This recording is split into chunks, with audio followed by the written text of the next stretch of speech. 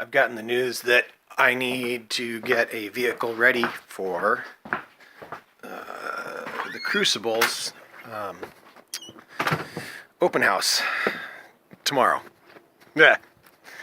So this one is already promised to Goddess So Hot She Burns, Queen So Hot She Burns. So I'm going to try and take this one right here and get it ready. I gotta cut the seat off and extend this a little bit, and then I'm gonna figure out attachment for some flotation, and that's what I got to do today.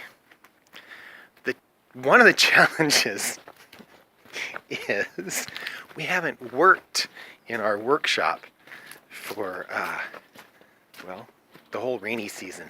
So right now the workshop is more like a storage space. It's got all of our stuff, but I do have the welder today, so that's exciting.